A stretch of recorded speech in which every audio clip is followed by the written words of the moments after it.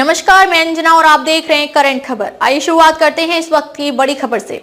कृषि उत्पाद बाजार समिति परिसर पाकुड़। मुख्यमंत्री हेमंत सोरेन ने तीसरे चरण के आपकी योजना आपकी सरकार आपके द्वार कार्यक्रम में पाकुड़ वासियों को 153 करोड़ 81 लाख रुपए की 118 योजनाओं का दिया तोहफा। मुख्यमंत्री ने विभिन्न योजनाओं के लाभुकों को 126 करोड़ 94 लाख 50,000 रुपए की परिसंपत्तियां प्रदान कर उनके सशक्तिकरण और स्वावलंबी बनने का राह प्रशस्त किया। मुख्यमंत्री ने कहा, देश के कई राज्य झारखंड के इस मॉडल को अपना कर गरीबों और जरूरतमंदों को सरकारी योजनाओं का दे रहे हैं लाभ। मुख्यमंत्री बोले, आदिवासी, दलित, पिछड़े, अल्पसंख्यक, किसान, मजदूर, विद्यार्थी, युवा, महिला, बुजुर्ग, हर किसी के लिए सरकार की है योजनाएं राज्य के लिए गेम चेंजर साबित हो रहा। ये अभियान जन आकांक्षाओं और उम्मीदों के अनुरूप योजनाएं बनाकर धरातल पर उतारने का हो रहा काम। राज्य की वित्तीय व्यवस्था कर रहे हैं मजबूत ताकि योजनाओं के संचालन में धन की कमी आड़े न आए। हेमंत सोरेन,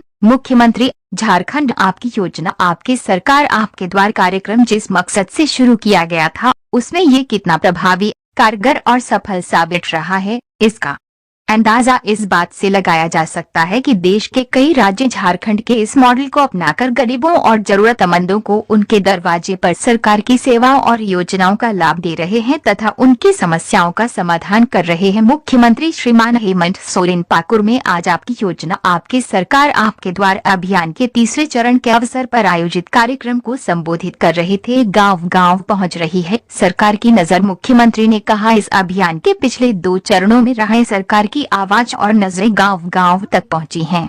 लाखों लोगों को उनका हक अधिकार मिला। ये कार्यक्रम राज्यवासियों के लिए महत्वपूर्ण साबित हो रहा है। पिछले 2 चरणों में इस अभियान को लोगों का जिस तरह से रिस्पांस और सपोर्ट मिला उसी के मद्देनजर पुनः इसका तीसरा चरण शुरू किया गया है। 2 दशकों तक जन समस्याओं के समाधान को लेकर नहीं दिखी गंभीरता। मुख्यमंत्री ने कहा कि झारखंड अलग राज्य गठन के बाद पिछले 2 दशकों के दौरान जन समस्याओं और लोगों की परेशानियों को दूर करने की दिशा में किसी तरह की गंभीरता नहीं दिखी, लेकिन हमारी सरकार लोगों तक मूलभूत सुविधाओं को पहुंचाने के साथ उनकी समस्याओं का समाधान कर रही है। समाज के अंतिम व्यक्ति तक उनका हक और अधिकार दे रहे हैं। जन आकांक्षाओं और उम्मीदों के अनुरूप बन रही योजनाएं। मुख्यमंत्री ने कहा कि हमारी सरकार जन उम्मीदों और आकांक्षाओं के अनुरूप कार्य योजना बनाकर उसे धरातल पर उतार रही है। आदिवासी, दलित, पिछड़े, अल्पसंख्यक, किसान, मजदूर, विद्यार्थी, युवा, महिला, बुजुर्ग, हर वर्ग के कल्याणार्थ योजनाएं बनाई गई हैं। उन्होंने लोगों से कहा कि वे इन योजनाओं से जुड़े और सशक्त तथा स्वावलंबी बनने की राह पर आगे बढ़ें।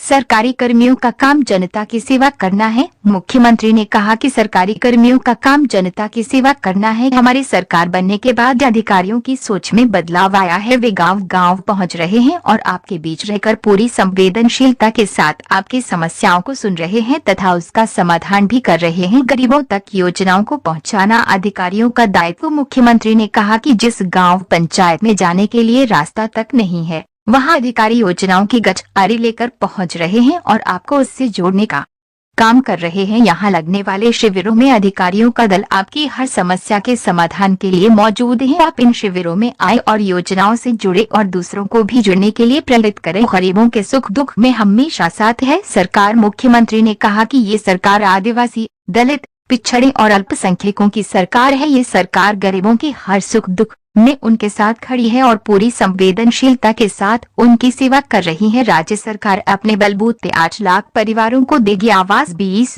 लाख अतिरिक्त हरा राशन कार्डधारी को दे रही अनाज। मुख्यमंत्री ने कहा कि राज्य सरकार अब अपने बलबूते अबुआ आवास योजना के तहत 8 लाख परिवारों को आवास देगी। मुख्यमंत्री ने कहा कि पाकुड़ जिले में कालाजार की बीमारी आम है। ये गरीबों की बीमारी है क्योंकि कच्चे और टूटे फूटे मकान में रहने वालों को ये होती है। ऐसे में अबुआ आवास योजना के तहत इन घरों में रहने वाले लोगों को प्राथमिकता के आधार पर आवास उपलब्ध कराया जाएगा। उन्होंने कहा कि लगभग 20 लाख अतिरिक्त हरा राशन कार्ड जारी कर उन्हें अनाज उपलब्ध कराया जा रहा है। इसके अलावा भी अनेकों ऐसी योजनाएं हैं जिसका वित्तीय भार राज्य सरकार अपने दम पर वहन कर रही है। ये योजनाएं सफलतापूर्वक संचालित हों इसके लिए वित्तीय व्यवस्था मजबूत कर रहे हैं। अब पेंशन के लिए इंतजार नहीं करना होगा। मुख्यमंत्री ने कहा कि पहले बुजुर्गों को पेंशन योजना का लाभ लेने के लिए लंबा इंतजार करना पड़ता था, जब तक विधवाओं की उम्र 40 वर्ष और दिव्यांगों की उम्र 18 वर्ष से अधिक नहीं हो जाती थी। उन्हें पेंशन योजना से नहीं जोड़ा जाता था, लेकिन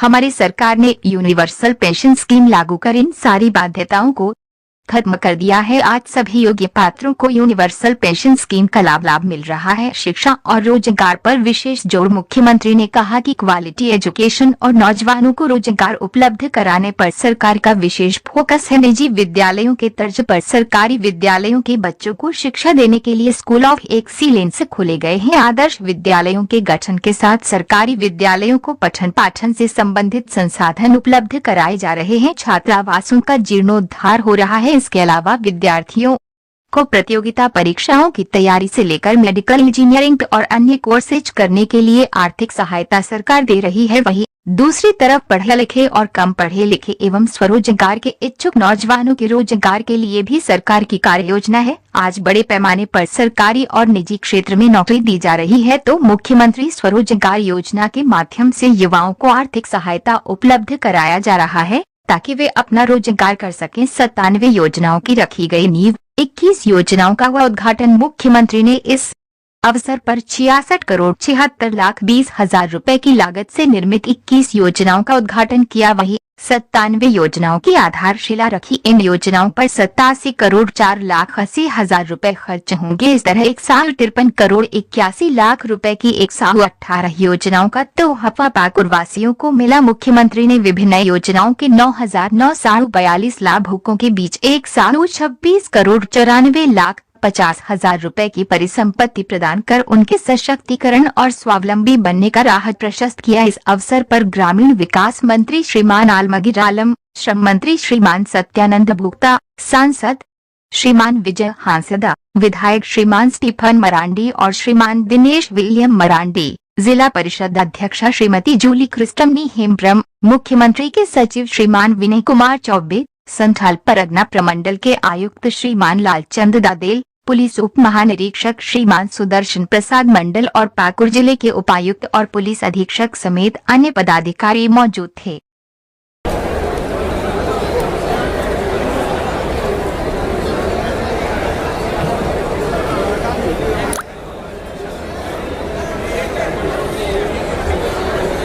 आज यहाँ पाकुर जिला के बाजार समिति के इस मैदान में बोलिए।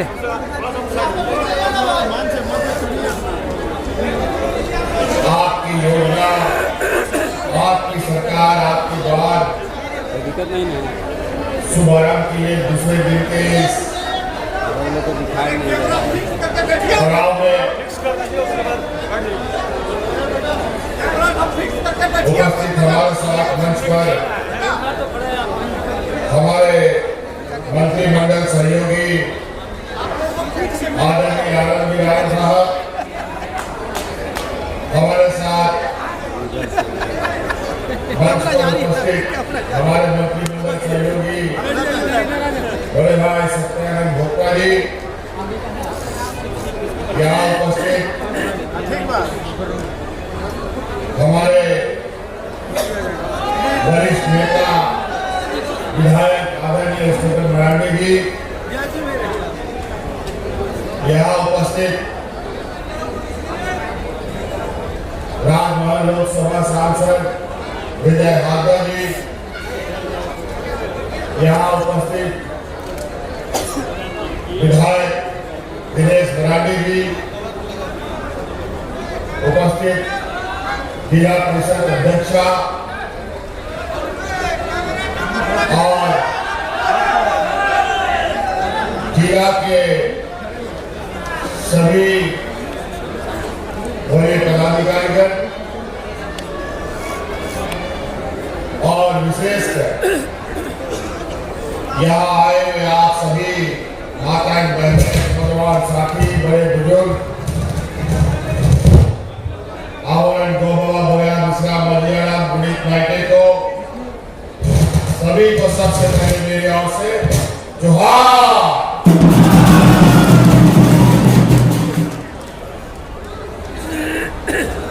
बहुत सारी बातें मंच में आ गई, मैं कोशिश करूंगा बहुत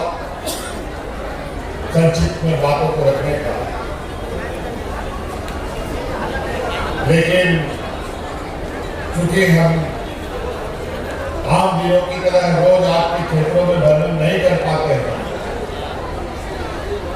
कार्य विशेष समय पे ही मैं आ पाता हूं, क्योंकि आप लोगों के लिए हमें कार्य योजना बनानी पड़ती है और उसे धरातल पर कैसे पहुंचाया जाए, इसके लिए भी कार्य योजना बनानी पड़ती है।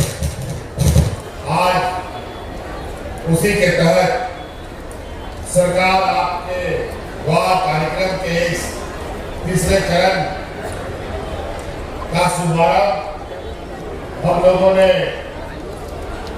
इस राज्य के ऐतिहासिक स्थल सिद्धू कानू चांद भैरव फूलो जानो के जन्म स्थल से भोगनाडी से प्रारंभ किया।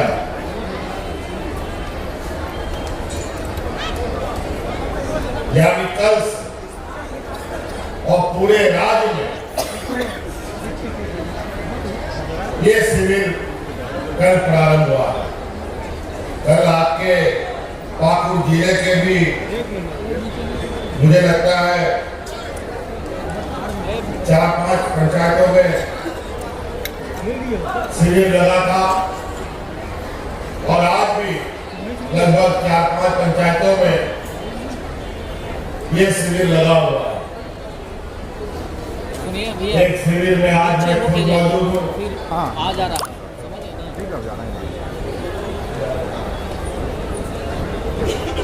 और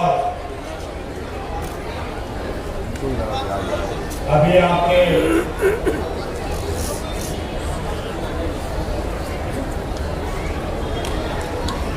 तारापुर में एक शिविर लगा हुआ है, सूरत बेड़ा में एक शिविर लगा हुआ है, बाबूदहा महेशपुर में एक लगा हुआ है, कपुड़िया के डोबरगढ़िया में भी ये शिविर चल रहा है और एक शिविर में आज हम लोग, उसके बाद फिर आपके इसी तरीके से लगभग 26 अगले महीने के 26 तारीख तक ये कार्यक्रम को चल रहा है। अभी हम मोबाइल देख रहे थे तो कई जिलों से वहां के उपायुक्त, वहां के पदाधिकारीगण विभिन्न इन शिविरों के खबरें को व्हाट्सएप के माध्यम से, ट्विटर के माध्यम से संदेश भेजने का काम है। काफी उत्साहवर्धक संदेश भी देखने को मिल रहा है। कई जगह के गरीब युवा लोगों का समस्या उसी पंडाल में तुरंत हो जा रहा है। किसी को पेंशन मिल रहा है, किसी को सावित्रीबाई फुले की योजनाएं मिल रही है, बच्चियों को साइकिल खरीदने के लिए पैसे दिए जा रहे हैं, कई तरीके की योजना। और वहीं हमारे विपक्ष लोग लगे हैं कि इस सरकार से कोई उम्मीद नहीं। मैं आप लोगों से जानना चाहता हूं, वर्तमान सरकार से आप लोग खुश हैं कि नहीं? हम आप लोगों से जानना चाहते हैं कि हमारे बुजुर्गों को पेंशन मिलता है कि नहीं मिलता? थोड़ा आवाज कर रहे, मिलता है कि नहीं मिलता? हमारी विधवा महिलाओं को पेंशन मिलता है कि नहीं मिलता? हमारे गरीबों को धोती साड़ी मिलता है कि नहीं? बताओ, इतना दूर से लोग चुना रहा, फिर भी एक आदमी गलत भोंपू बजाया वो झूठा। अरे बात खैर कोई बात नहीं। इसका मतलब है कि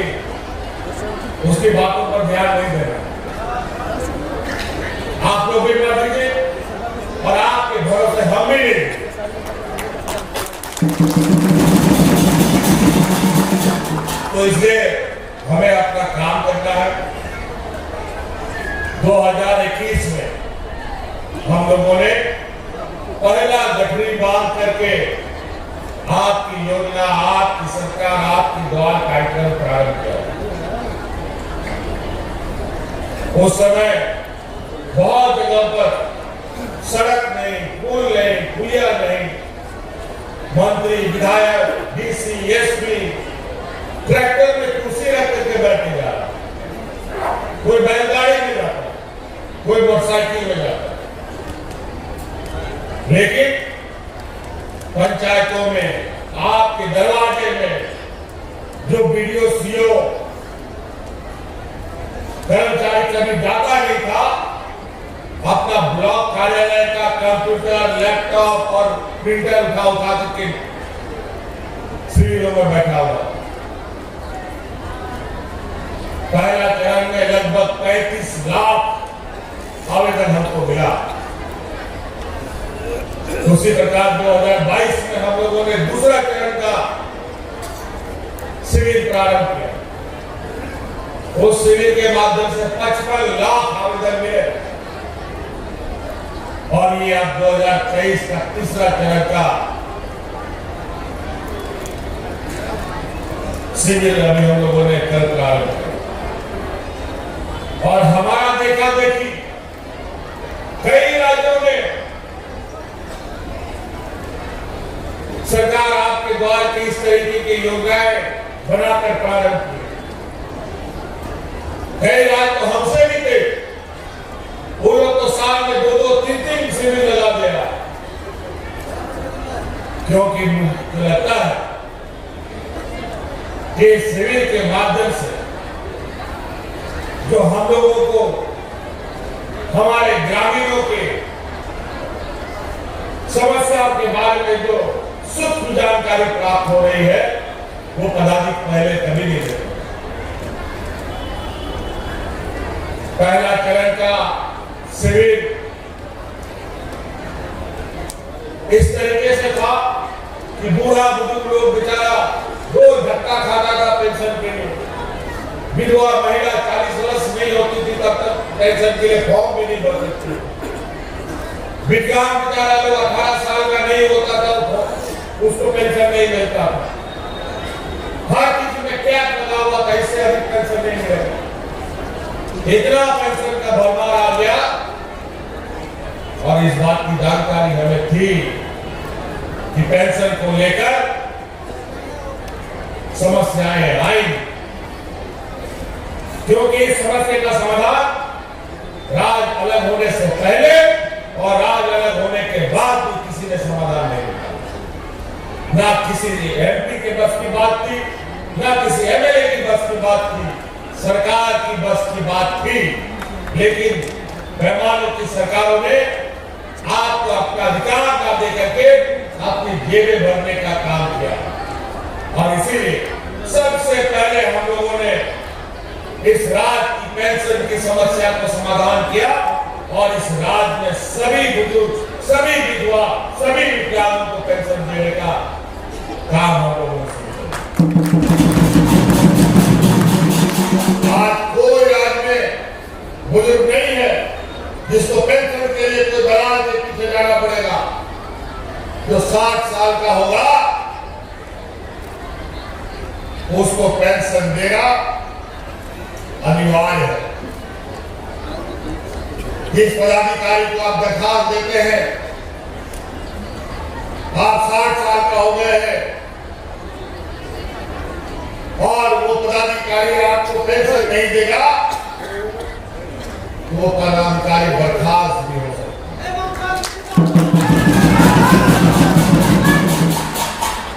इसलिए ये अब दलालों का चक्कर खत्म।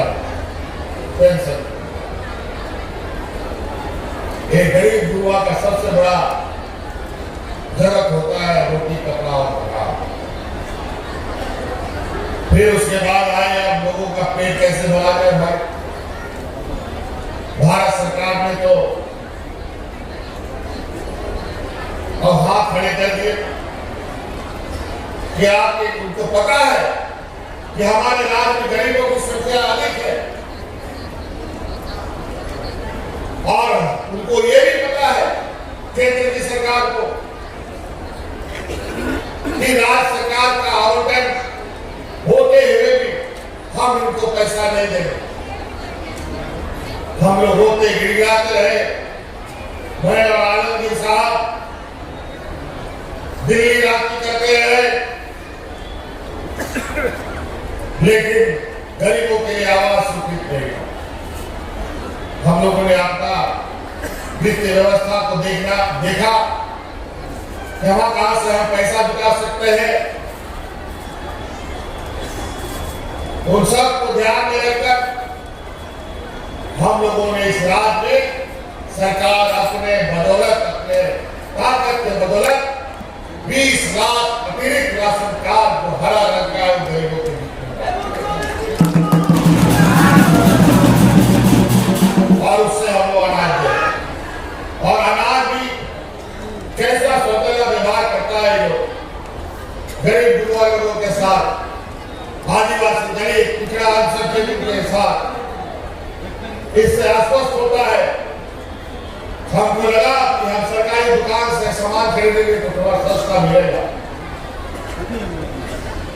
हमने भारत सरकार से आग्रह किया कि हमको FCI से अनाज दिलवाया जाए, उसके बदले हम पैसा देने को तैयार है। लेकिन FCI से अगर हम अनाज खरीदते तो बाजार मूल्य से कम दाम में हमको मिलता, लेकिन हमको FCI से भी अनाज नहीं। और इसके चक्कर में 1-2 महीना हम लोगों को विलंब हो गया गरीबों को अनाज देने। तो हम लोगों को बाजार से महंगे दाम में अनाज खरीद कर गरीबों को बांटना पड़ा। ऐसा सपना हुआ।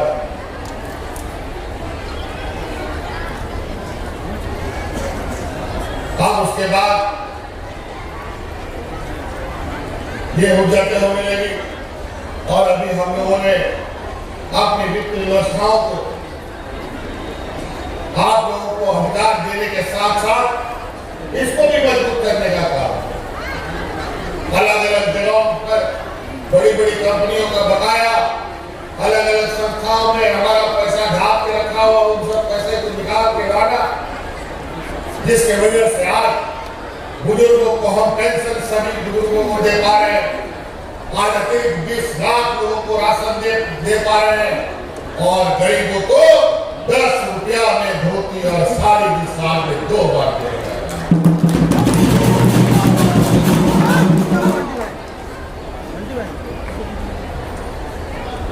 ये तो रोटी कपड़ा का बात, और मकान की बात। मकान में भी यही हुज्जत हुआ। मकान में भी केंद्र सरकार ने हाथ खड़े कर दिए।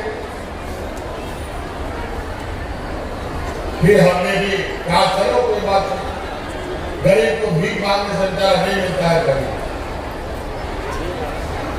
लेकिन अब गरीब तो इस राज्य का हम लोग का सब गरीब मजदूर लोग ही है। सरकार भी उसी तरीके का विचार। यहाँ पर कोई अदानी अंबानी की सरकार नहीं बैठी।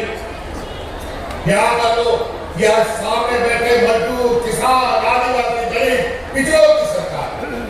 वैसे ही हमारा हम लोग के सामने चलता है। लेकिन इतना जरूर है कि ये सरकार है और सरकार को अपना हक, अधिकार और गरीबों को सेवा कैसे करनी है, ये भी हमें बहुत अच्छी तरीके से और अधिकार भी कैसे लेना है, व्यवस्थाएं कैसे मजबूत करनी है, ये भी हमें पता। और आज आवाज को लेकर जो हम लोगों ने चुनाव के पहले कहा था कि हम मुर्गी खाना बना के नहीं देंगे, हम इंसानों को रहने वाला मकान बना के देंगे।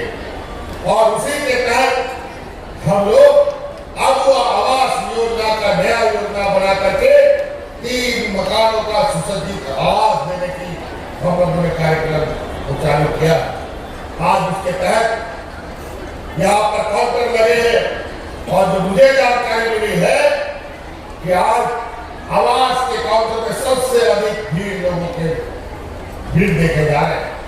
पेंशन के काउंटर में भी इतना भीड़ नहीं है जितना आवास का काउंटर में भीड़ चल रहा है आवास आवेदन देने के लिए। मैं पदाधिकारियों से कहना चाहूंगा कि इतना ज्यादा तादाद में भीड़ों की संख्या देखते हुए आप सब लोग एक और काउंटर आवास का बनाने का काम करें ताकि ग्रामीणों के लिए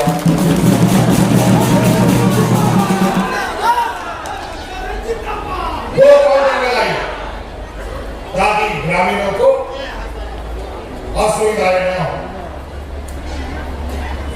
और आज लगभग 8 लाख गरीबों का आवाज दे रहा है,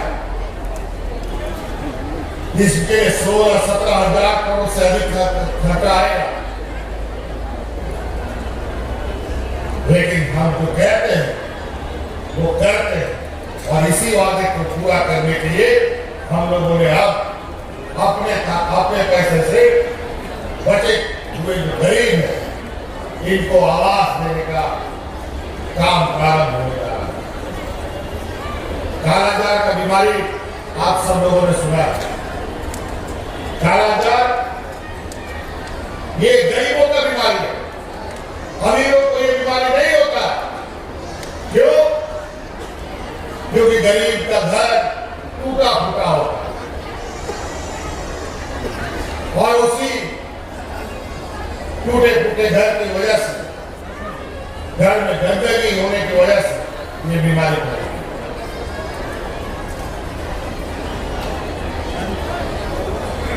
आज बहुत जल्द इसको हम लोग अलग अलग चरण में सभी गरीबों को आवाज देने का काम करेंगे। आज हमारे विपक्षों के लोगों को बहुत पेट में दर्द हुआ। पहला चरण में तो इन लोगों ने बहिष्कार भी कर दिया था इस कार्यक्रम का। जब दूसरा चरण का हम लोगों ने ये शिविर लगाया तो चोरी छुपे कई हमारे विपक्ष का नेता भी मंच में पहुंचने लगा, क्योंकि उसके भी तो गरीब लोगों को आवाज देना है, उनके गरीबों की तो पेंशन देना है। और अब जब ये तीसरा चरण का कार्यक्रम चल रहा है तो हमारे पीछे एक और फौज लग गया है कि जो हम काम करके दिखा रहे हैं उस पर मिट्टी डालने का काम करें। कोई बात नहीं, ये लोग जो मिट्टी डालने का काम कर रहे हैं यानी उसी मिट्टी में लपटा के रह जाएगी। हम लोग अपना काम करते रहे। आज चारों तरफ से ये खबर आ रही है कि हम लोग अलग अलग शिविरों में जिसका क्या क्या काम तुरंत वहीं पर ऑन द स्पॉट हो गया। लोग कितने उत्साहित है। आज इस शिविर के माध्यम से आपको लग रहा है अभी कई चीजें करनी है, अभी तो शुरुआत है। सरकार को 5 साल होता है, दो साल के लगभग तो हम लोग कोरोना में ही लटपट थे। कोरोना का दिन आपको याद है किस तरीके से इन लोगों ने देश को अव्यवस्थित कर दिया था, अचानक लॉकडाउन कर दिया। हम लोगों को भी ताला बंद करने का आदेश देना पड़ा। सबको घर के अंदर में अपने ही घर में आपको ताला बंद करके रहना पड़ा। और वही हमारे मजदूर जो अलग अलग राज्यों में फंसे थे वो सारे मजदूर बेचारे जहां तक कहां फंसे रहे। लेकिन इस देश की पहली ये सरकार है जहां अपने मजदूरों को हवाई जहाज से ढो करके अपने घर तक पहुंचाने का काम किया। उस समय और इसी कोरोना काल में हमारे 2 मंत्री को निकल गया। 2 मंत्री की जान चली गई, जो कि कोरोना के समय भी ये जनता के बीच में रहते थे। हमारे मधुपुर के हाली हुसैन अंसारी साहब का निधन हुआ। अभी हाल में हमारे जगन्नाथ महतो जी का निधन हुआ। और ये दोनों कोरोना के मारे थे। और हमारे विपक्ष के लोग घर में दुबक के बैठे हुए थे। जब